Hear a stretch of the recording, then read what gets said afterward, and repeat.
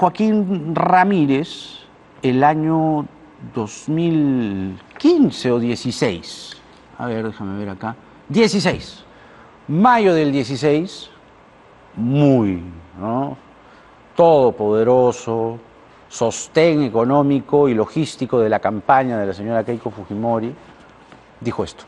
No soy parte de la gentita limeña. Seamos claros. Lo que pasa es que soy un cholo con plata.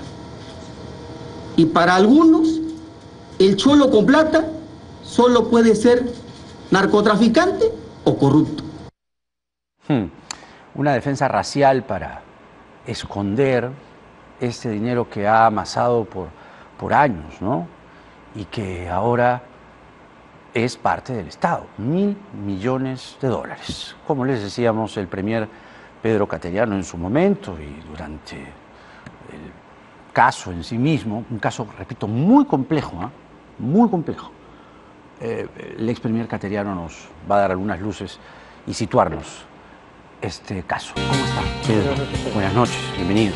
A ver, según el Ministerio del Interior, es un caso que se asemeja por su complejidad y el volumen de personas implicadas y de dinero amasado. Después de Orellana, el siguiente. Entonces, ¿qué sectores ha copado el señor Ramírez a lo largo de su biografía económica con dineros oscuros y qué ha salpicado, y lo dice la investigación en su momento, a la campaña de la señora Fujimori? A ver, para entender el contexto, aproximadamente los años 2013-2014, el señor Joaquín Ramírez tenía una protección política absoluta en el Congreso de parte de Fuerza Popular. 2013-2014. Sí. Cuando yo era ministro. Así es. Inclusive exigía al Parlamento que realizara una investigación al señor Joaquín Ramírez. Lo hice públicamente en mi condición de ministro.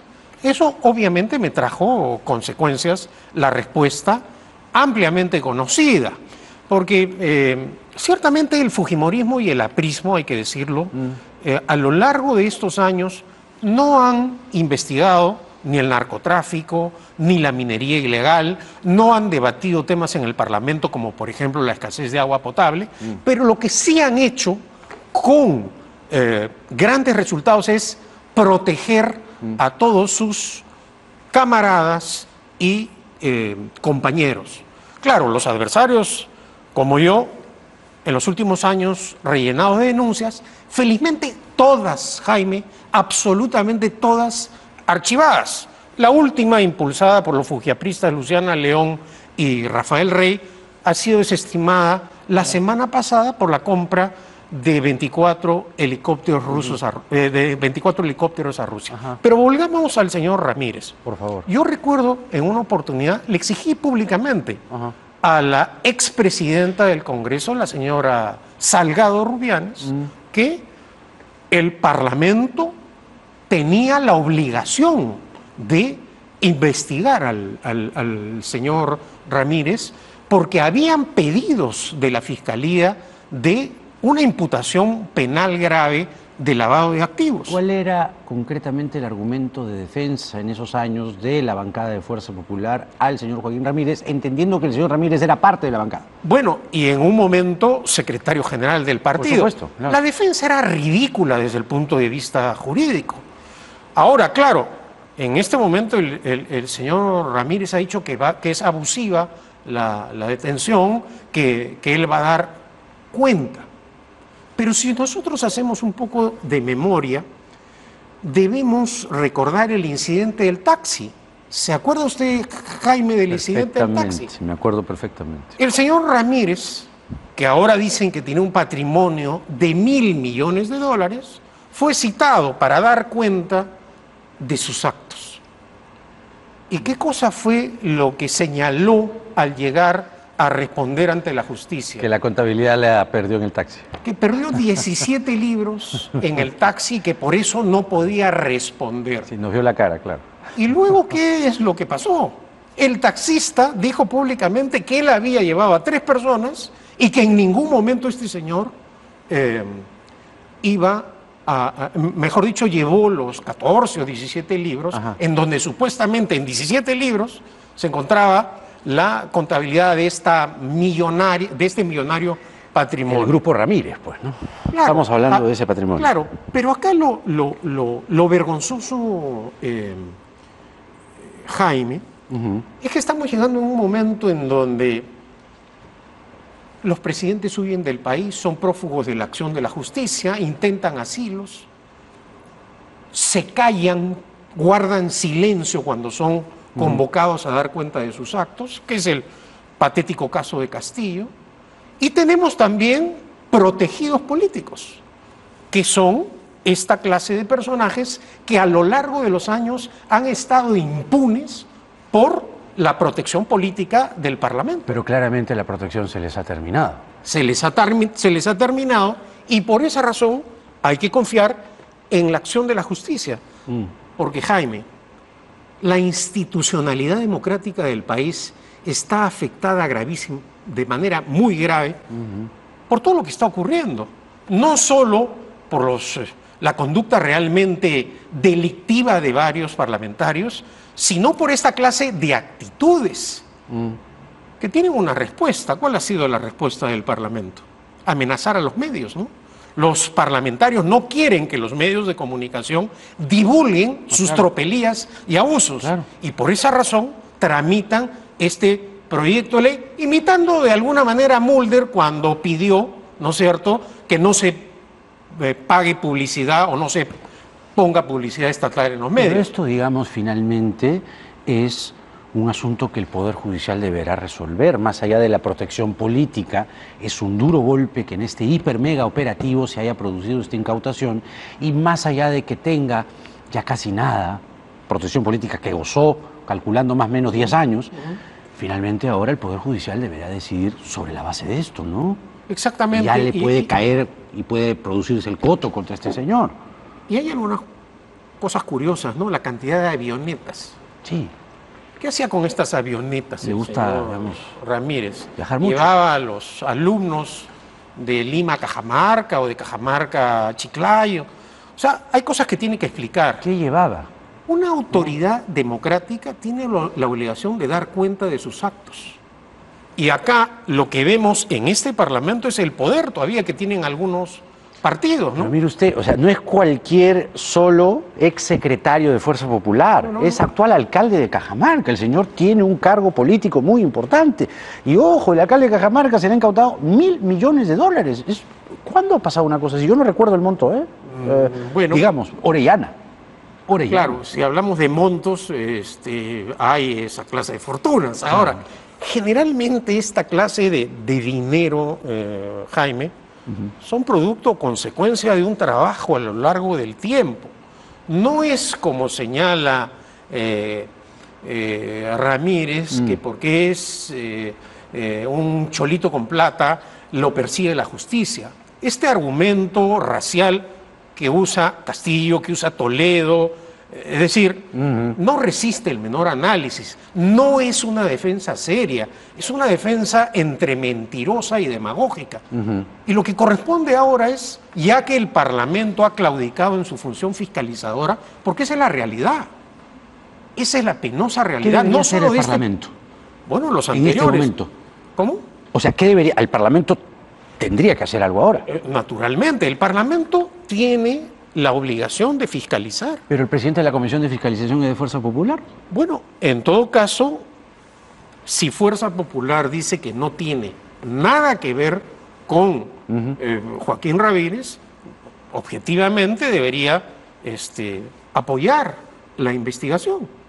Claro, pero habría allí, no sé usted, pero habría un conflicto de intereses indirecto, si quiere, porque el presidente de la comisión es del partido Fuerza Popular, y aunque Fuerza Popular diga que no pasa nada, años fue secretario general, sí, por un decoro mínimo, ¿no? Sin duda alguna. Ceder la presidencia, no sé. Sin duda alguna. Y si algún parlamentario pide que se constituya una comisión investigadora, porque estamos hablando de cosas muy serias, ¿no? De imputaciones que involucran a un partido político. Y además, Jaime, acá se les advirtió en todos los tonos. Claro. No todos, ¿eh? Pero sí se les advirtió que esto traía consecuencias. Fuerza Popular, a propósito, para no dejarlos con el dato incompleto, publicó esto hoy en sus redes y dice: Fuerza Popular, a la opinión pública informamos que se pretende vincular a nuestro partido con un operativo realizado por autoridades judiciales y fiscales de la mañana de hoy. Dejamos en claro que el señor Joaquín Ramírez no es afiliado ni dirigente de Fuerza Popular desde hace varios años. Asimismo, precisamos que no existe resolución judicial que establezca responsabilidad penal respecto de el partido Fuerza Popular o sus dirigentes. Finalmente, exhortamos a la presidenta Boluarte a que instruya a sus ministros y estos eviten participar en conferencias de prensa sobre investigaciones judiciales en curso, pues podría interpretarse que existe un interés político del gobierno y una injerencia en la autonomía del fuero fiscal y judicial. ¿Hay un interés político del gobierno? Pensando mal, uno dice, quizá el gobierno quiere que...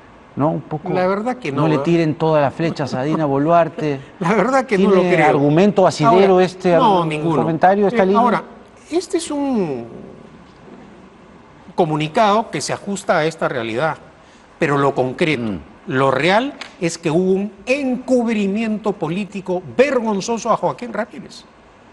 Esa es la realidad. Entonces no se pueden falsificar tan cínicamente los acontecimientos ocurridos. ¿Y qué hubiese pasado si la señora Fujimori ganaba la elección? Bueno, yo creo que si la señora Fujimori ganaba la elección, no hubiese dado un golpe de Estado. Eso lo creo, aún lo creo. Claro. ¿Que era un riesgo esa elección? Claro que lo era. Pero objetivamente, desde mi análisis, Sí. un condenado por la justicia por corrupto con Cerrón, con una persona sin convicciones democráticas, nos iban a llevar al abismo, como de hecho ocurrió. Claro. Ahora, Yo decía por eso, perdone Pedro, es... yo justo le decía por su apoyo a Keiko Fujimori en la última elección. Por esa razón, porque en ese contexto en un grave contexto, un político no se puede quedar callado. Lo fácil hubiese sido, además, es decir, no se puede señalar que yo he sido un aliado político. Yo he sido un perseguido del fujimorismo durante estos 10 años. He estado a lo largo de los últimos 5 años desfilando por fiscalías. No, lo recordamos todos perfectamente. Imputaciones falsas, mentirosas, con un objetivo político, tratar de liquidarme. O sea, yo no tenía por qué razón manifestarme públicamente en favor de Keiko Fujimori. ¿Fue difícil para usted? Claro que fue difícil, claro que fue difícil. Y a la luz de esto, claro, imaginando ese metaverso en el que supuestamente la señora Fujimori ganaba con esta denuncia hoy. Bueno, hubiese estado contra la pared, naturalmente. Claro. Sí, pues. Pero, mal que bien, a diferencia de su padre, no ha huido del país, da cuenta de sus actos, va a las citaciones fiscales y judiciales, y esa es una diferencia hasta ahora. Entonces, que se apellide Fujimori no quiere decir que actúe de la misma manera que Alberto Fujimori, ¿no? Eso no es fácil de entender, no fue fácil de digerir. Y yo creo que esta es una magnífica oportunidad para la propia Keiko Fujimori de explicar las cosas diciendo la verdad. Ella debería pronunciarse públicamente, yo creo ¿no? que sí, porque comunicados como este no la favorecen. Pero yo sugiere creo que en el último párrafo que hay un interés político del gobierno. O sea, le pide a la presidenta, oiga, dígale a sus ministros que no hagan conferencias como la de hoy, donde se describió que eran $1.000 millones. Pues. Claro, pero además es una obligación del ministro del Interior participar en esa conferencia. ¿Por qué razón? Porque en la actuación de las diligencias de incautación ha participado la policía, es decir, el ministro Romero tenía la obligación de dar cuenta de la actuación que había tenido la policía. Es decir, pedirle al gobierno de esta forma que el ministro del Interior no cumpla con su deber, me parece que no se ajusta no solo a la realidad política, sino a la ley. Yo doy por sentado que la señora Fujimori debió revisar este comunicado antes de que se haga público. Supongo. Entonces, claro, es la presidenta del partido, ¿no? Es la cabeza del partido, ella debe haberle dado una chequeada final. Pero tengo la impresión que Fuerza Popular, al decir en el último párrafo del comunicado, que exhortan a la presidenta, cuando es un asunto, ¿no?, fiscal, judicial, etcétera, etcétera, que exhorten a la presidenta, es decir, que lleven el asunto al lado político, es que, ¿qué están buscando? ¿Qué están buscando meter a la presidenta y los ministros en el medio? No lo sé, no me gustaría especular, pero en todo caso, lo que sí se aprecia es que este Parlamento no se quiere ir y que no va a usar todo su poder para intentar vacar a la presidenta Boluarte. Eso está claro. Y creo también que esto, al margen de esta discrepancia momentánea, una eventualidad de otra crisis, salvo pues que sea de una magnitud que involucre a la presidenta Boluarte en el caso del financiamiento ilegal de su campaña o algo así sumamente grave, por el momento hay una alianza tácita entre el gobierno y el Congreso, eso está clarísimo. Claro, ha cambiado el eje, ha virado el eje, ¿no? Los que eran opositores ahora son oficialistoides, no digamos. No sé si oficialistoides, ni tampoco creo en ese discurso de la izquierda que dice que nos gobierna una presidenta derechista y fascista.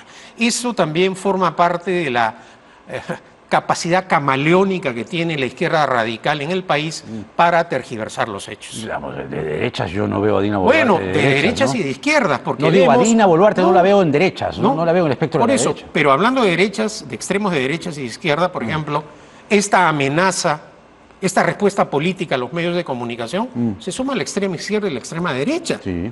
Porque hay derechistas e izquierdistas que están impulsando este proyecto anticonstitucional que tiene un tufillo de amenaza a los medios de comunicación. Claro, porque quieren obligar a los medios a transmitir determinada programación que no necesariamente es la programación que el público requiere. Y ahí, curiosamente, la extrema izquierda y la extrema derecha se unen. Como siempre.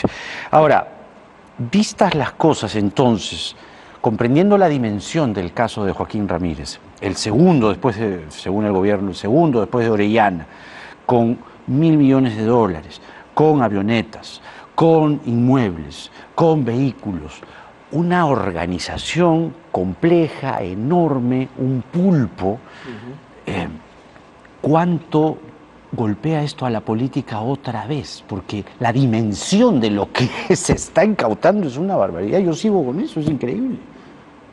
Hay casos como este, escandalosos, de una magnitud de millones de dólares, y hay casos vergonzosos como los que vemos de estos parlamentarios que sustraen dinero de sus trabajadores.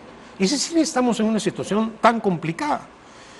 Y creo que estos partidos que cínicamente vienen a los sets de televisión a decir no, sí, hicimos una evaluación, pero eso ocurre en todos los partidos, no ocurre en todos los partidos.